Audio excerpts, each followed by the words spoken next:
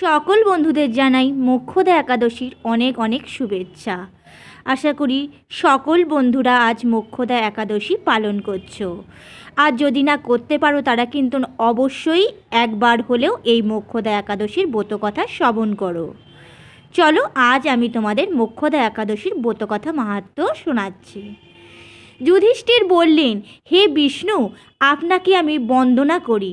আপনি তিলকের সুখদায়ক, বিশ্বেশ্বর, বিশ্বপালক ও পুরুষোত্তম। আমার একটি সংশয় আছে।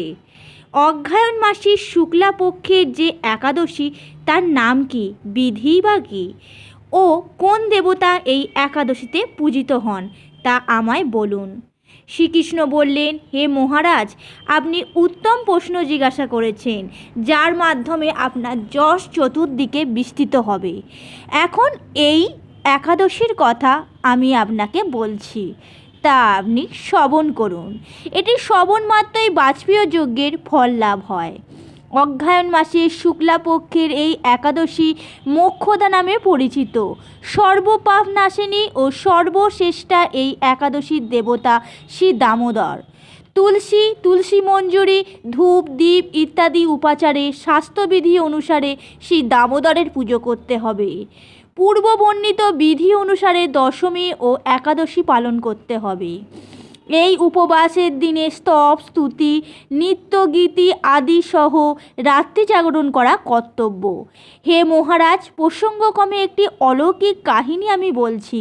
মনোযোগ দিয়ে এই ইতিহাস শ্রবণ মাত্রই সর্বপাপ ক্ষয় হয়। যে পিতৃপুরুষেরা নিজ নিজ পাপে অধোজনি প্রাপ্ত হয়েছে, এই ব্রত পালনের পুণ্য ফল বিন্দুমাত্র তাদেরকে দান করলে তারাও মুক্তি লাভের যোগ্য হন। কোনো এক সময় মনোরম চম্পকনগরে বৈখানস নামে এক রাজা ছিলেন। তিনি ছিলেন সমস্ত বৈষ্ণব সদ্গুণে বিভূষিত। প্রজাদের তিনি পুত্রের মতন পালন করতেন। তার রাজ্যে বহু বেদজ্ঞ ব্রাহ্মণ বাস করতেন। রাজ্যের সকলেই ছিল বেশ সমৃদ্ধশালী। একবার রাজা স্বপ্নে দেখলেন যে তার পিতা নরকে পতিত হয়েছেন। তা দেখে তিনি অত্যন্ত বিস্মিত হলেন। পরের দিন ব্রাহ্মণদের ডেকে বলতে লাগলেন, হে ব্রাহ্মণগণ, গত রাত্রিতে স্বপ্নে নরক যাতনায় পিতাকে দেখে খুব কষ্ট হচ্ছে, আমার হৃদয় বিদীর্ণ হচ্ছে। তিনি আমাকে লক্ষ্য করে বলতে লাগলেন, হে পুত্র, তুমি আমাকে নরক সমুদ্র থেকে উদ্ধার করো। তার সেই অবস্থা দেখে আমার অন্তরে সুখ নাই। আমার এই বিশাল রাজ্য, স্ত্রী, পুত্র, কিছুই আমি শান্তি পাচ্ছি না। কি করি, কোথায় যাই, কিছুই বুঝতে পারছি না। আমার পূর্বপুরুষেরা মুক্তি লাভ করতে পারেন এমন কোনো পুণ্যব্রত, তপস্যা ও যোগের কথা আমাকে উপদেশ করুন। আমি তা অনুষ্ঠান করব।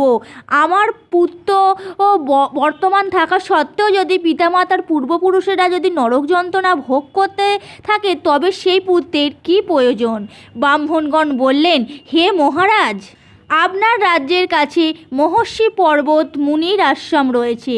তিনি ত্রিকলজ্ঞ, তার কাছে আপনার মুক্তির উপায় জানতে পারবেন। ব্রাহ্মণদের উপদেশ শ্রবণ করে মহাত্মা বৈখানস তাদের সঙ্গে নিয়ে সেই পর্বত মুনির আশ্রমে গমন করলেন। তারা দূর থেকে ঋষিবরকে ষষ্ঠাঙ্গে প্রণাম করে তার কাছে গেলেন। মুনিবর রাজার কুশল বার্তা জিজ্ঞাসা করলেন। রাজা বললেন, হে প্রভু, আপনার কৃপায় আমার সবই কুশল। তবে আমি একদিন স্বপ্নযোগে পিতার নরক যন্ত্রণা ও কাতর আর্তনাদ শুনে অত্যন্ত দুঃখিত ও চিন্তাগ্রস্ত হয়েছি। হে ঋষিবর, কোনো পুণ্যের ফলে তিনি সেই দুর্দশা থেকে মুক্তি পাবেন, তার উপায় জানতে আপনার শরণাগত হয়েছি। রাজার কথা শুনে পর্বতমুনি কিছুক্ষণ ধ্যানস্থ হয়ে বললেন, হে মহারাজ, পূর্বজন্মে তোমার পিতা অত্যন্ত কামাচারী হওয়ায় তার এরকম অধোগতি লাভ হয়েছে। এখন এই পাপ থেকে মুক্তির উপায় বর্ণনা করছি। অগ্রহায়ণ মাসের শুক্লপক্ষের মোক্ষদা একাদশী পালন করে সেই পুণ্য ফল পিতাকে প্রদান করো। সেই পুণ্য প্রভাবে তোমার পিতার মুক্তি লাভ হবে। মুনির কথা শোনার পর রাজা নিজ গিয়ে ফিরে এলেন। সেই পবিত্র তিথির আবির্ভাবে তিনি স্ত্রী পুত্রাদি সহ যথাবিধি মোক্ষদা একাদশীর ব্রত পালন করলেন। ব্রতের পুণ্য ফল পিতার উদ্দেশ্যে প্রদান করলেন। ওই পুণ্য ফল দানের সঙ্গে সঙ্গে আকাশ থেকে পুষ্পবৃষ্টি হতে লাগলো। হে পুত্র, তোমার মঙ্গল হোক, এই বলতে বলতে বৈখানস রাজার পিতা নরক থেকে মুক্ত হয়ে স্বর্গে গমন করলেন। হে মহারাজ যুধিষ্ঠির, যে ব্যক্তি এই মঙ্গলদায়িনী মোক্ষদা একাদশীর ব্রত পালন করে তার সমস্ত পাপ বিনষ্ট হয় এবং মৃত্যুর পর মুক্তিলাভ হয়। এই ব্রতের পূর্ণ সংখ্যা আমিও জানি না। চিন্তামণির মতন এই ব্রতটি আমার অত্যন্ত প্রিয়। এই ব্রত কথা যিনি পাঠ করেন এবং যিনি শ্রবণ করেন উভয়ই বাজপেয় যজ্ঞের ফল প্রাপ্ত হন। হরে কৃষ্ণ, রাধে রাধে।